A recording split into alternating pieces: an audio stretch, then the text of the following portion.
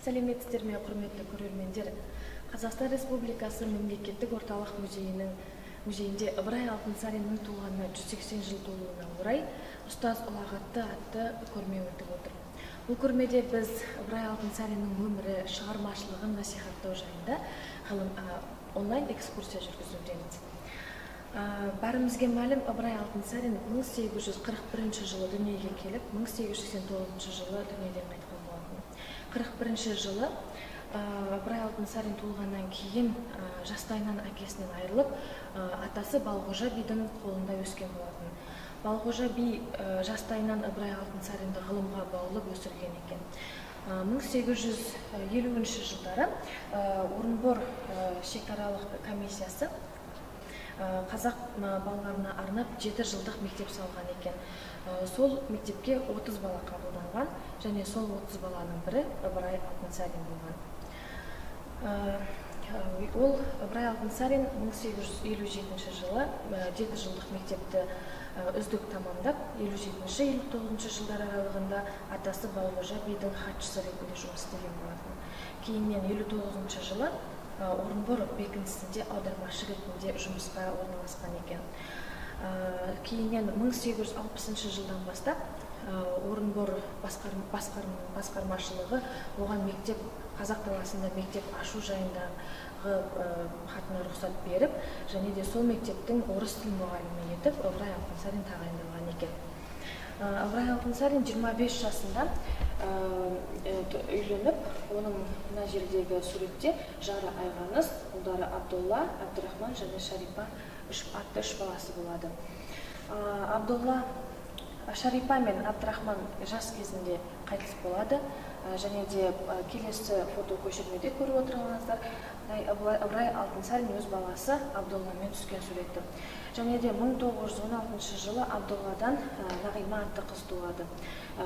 Нағима Абдолла қызы тікелей Ыбырай Алтынсариннің немересі болып саналады. Бұл жерде Ыбырай Алтынсарин әулетінің шежіресі берілген. Көріп отырғандарыңыздай Балғожа биден Алтынсары, Алтынсардан Ыбырай, Ыбырайдан Абдолла және жалғыз немересі Нағима. Және де 1864 жылы Ыбырай Алтынсариннің алғашқы мектебі Қостанай облысында салынады. Мына фото көшірмеде тұрғандай, бұл Ыбырай Алтынсариннің салған мектебі. Ал сол мектепке 16 оқушы қабылданған, және де сол балаларға жатып оқыған мектеп-интернат салынған болатын. Келесіде Торғай қаласында салынған мектебі, және Ыбырай Алтынсариннің салдырған тошамасы, және келесіде қолөнер училищесі салынған, және де мектеп Қостанай қаласындағы мектебі. Бұл жерде Ыбырай Алтынсариннің өзінің көз тірі кезінде салдырған мектептері туралы карта, яғни уездік училищелер, мұғалімдер мектебі, болыстық, орыс қазақ мектептері, қолөнер училищелері, қазақ қыздарына арналған училищелер және ауыл мектептерінің картасы. Ал келесі бұл витринада Ыбырай Алтынсариннің Ильменскийге жазған хаты, яғни бұл бірінші. Бұл экспонаттардың барлығы Қазақстан Республикасы мемлекеттік орталық музейінің өте құнды экспонаттарын саналады. Және де бірінші хатында, Ильменскийге жазған хатында, бұл 1864 жылы ашқан мектепте өзінің 14 қазақ оқушысы бар екен, және солардың орыс тілін оқу барысында кездескен барлық мәселелері, және сол орыс тілін оқыту барысында кездесетін қандай да бір оқу құралдары туралы айтылған. Және де бұл жерде айтылған тағы бір мазмұн, олар 4 жылдық мектепті бітіргеннен кейін орыс тілін меңгеріп шығатын жайында айтқан. Және де сол балалардың кейін болашақта ешқандай парақор болмай, жақсы адам болып өсуінен рухани жағынан да тәрбие беру жаққан айтады. Соңында Ильменскийге жазған хатына алғыс білдіріп, Ыбырай Алтынсарин өзінің қолын қояды. Келесі, екіншісі, бұл сыртқы істер министрі Орынбор генерал-губернаторына хаты. Бұл ескі орыс тіліне жазылған 1880 жылы. Бұл хатта қазақ тіліндегі газеттің үлгісі туралы айтылады, және де қазақ хрестоматиясы туралы толық ақпарат беріледі. Үшіншісі, Ыбырай Алтынсариннің қазақ тіліндегі газетке бастыруға дайындап қойған 4 беттік қолжазбасы. Төртіншісі бұл болыстық мектептерді салу үшін алымның қажеттілігін түсіндірген Ыбырай Алтынсариннің көмек көрсету жөніндегі хаты. Ал бесіншісі бұл Торғай облысының халықтық училищесінің директоры Рагинскийдің мұғалімдерге Ыбырай Алтынсариннің осы қазақ-қырғыз хрестоматиясының пайдасы жөнінде айтқан хаты болатын. Ал алтыншысы жат жұрт үшін бастауыш мектептерді жөніндегі ережелер. Бұл көшірмелер 1986 жылы Қазақ СССР ғылым академиясының кітапханасының сирек кездесетін қолжазбалар мен басылымдар бөлімінен алынған. Мына суреттерде Ильминский, яғни бұл кісі Ыбырай Алтынсариннің сол кезеңдегі орыс ойшылдарының ішіндегі өте жақсы араласқан досы болып есептелінеді. Және келесі сурет Ыбырай Алтынсариннің Қостанайдағы 2 сыныптық училищесінің оқушыларымен бірге түскен фото көшірмесі. Келесі Бекежан Сүлейменов, бұл кісі Ыбырай Алтынсариннің жазған хаттарын зерттеген және 3 томдық еңбекті құрастыруға да көмектескен. Келесі фото көшірме Ыбырай Алтынсариннің ашқан мектебінің 1947-48 жылдардағы оқу бітірген түлектері. Келесі сурет Әбдіғали мен Ахмет Балғынбаевтар отбасымен бірге түскен. Бұл кісілердің Әбдіғали мен Ахмет Балғынбаев Ыбырай Алтынсариннің шәкірттері. Келесінде Обағандағы мектеп түлектерімен түскен суреттер. Келесі витринада Ыбырай Алтынсариннің жеке қалта сағаты. Бұл Павел Бури сағат зауытының өнімі, жұмыс істейді, дөңгелек пішінді. Зауыттың аты сағаттың жоғары жағында көрсетілген Шынжыр баулы. Қалта сағатты қазақ күресі бойынша палуан Досым Уақбаевқа Ыбырай Алтынсариннің туысқаны Сарын Утепов тарапынан сыйға берілген. Палуан қайтыс болғаннан кейін сағат музейге сыйға тартылған. Өткізген Уақбаев Серік Жамантайұлы. Алғашқы мектеп дей бергенде бәрімізге Ыбырай Алтынсарин бірден ойымызға келеді. Бірақ та Ыбырай Алтынсариннен 40 жыл бұрын кіші жүз ханы Жәңгір хан 1841 жылы хан ордасында алғашқы мектебін салған болатын. Және де бұл мектеп қазақ даласындағы алғашқы мектеп ретінде саналады.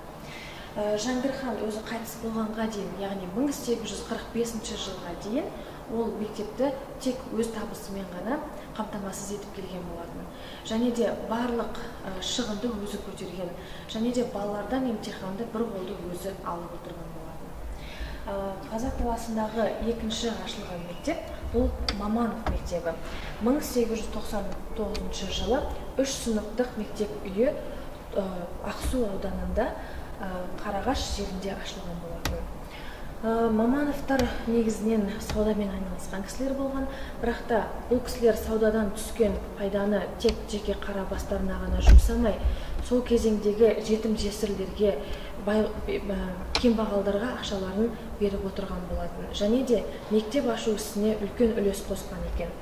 Мамановтар мектебін бітірген түлектерінің бір ерекшелігі, олар кез келген жердегі мектепке жоғары оқу орнына түсу кезеңдерінде ешқандай қиындықсыз түскен екен. Мамановтар мектебінің түлектері Ильяс Шансүгіров, Жүсіпбек Аймауытов және Ахмет Бірімжанов.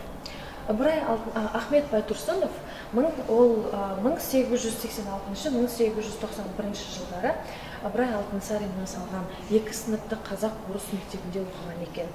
Ал Назипа Құлжанова бұл Ыбырай Алтынсариннің қазақ қыздарына арналған училищесін бітірген түлегі. Бұл жерде Ыбырай Алтынсарин жерленген жерді көрсету сәті. Ыбырай Алтынсарин 1889 жылы Тобыл өзенінің жағасында өзінің салған бір қабатты ағаш үйінде қайтыс болған екен.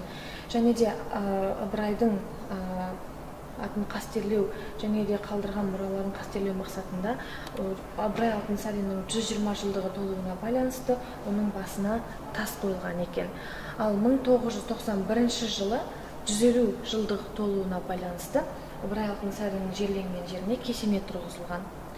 Және де 91 жылы Ыбырай Алтынсариннің 150 жылдығына арнап бүкілек шығарылған. Және де үстел үстін медалі, бұл да 150 жылдыққа арналған. Және де Қостанай таңы газетінің бір номері түгел осы 150 жылдыққа арналған екен. Және де 1884 жылы салынған мектептің орнына мемориалдық музей тұрғызылған екен.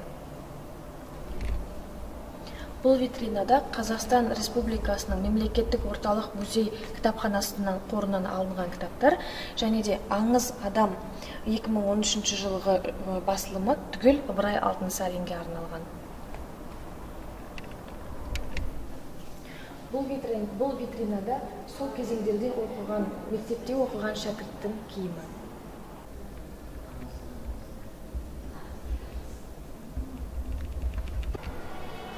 Бұл витринада көріп отырғандарыңыздай қауырсын және сиясауыт берілген. Бұлардың барлығы сол кезеңде қолданылған заттар. Және де араб әліпбиі жазылған жылқы жауырыны бұл 19 ғасырдың экспонатына жатады. Және де қоңырау бұл Қостанай облысы Ақсу ауданының Көбеев атындағы мектебінің қоңырауы. Келесі Ыбырай Алтынсариннің «Кел балалар оқылық» өлеңінің келесі нұсқасы және де төте жазумен жазылған нұсқасы берілген. Келесіде бұл атақты орыс суретшісі Құлудовтың сол замандағы сауат ашу кезеңінде, яғни балалардың оқып отырған сәтін сызған суреті болатын. Келесі витрина Мариям Хакімжанованың жеке заттарына арналған.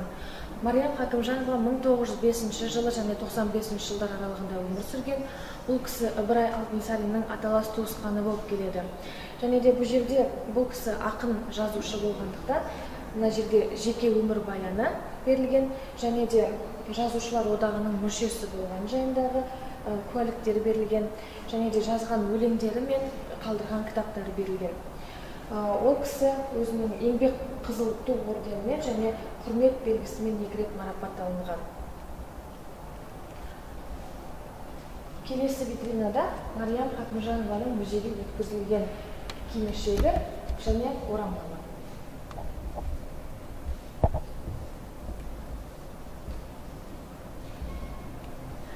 Саналы ғұмырын қазақ балаларын білім нәрімен сусындатуға арнаған ұлы ұстазымыз әрқашанда біздің жүрегімізде қалады.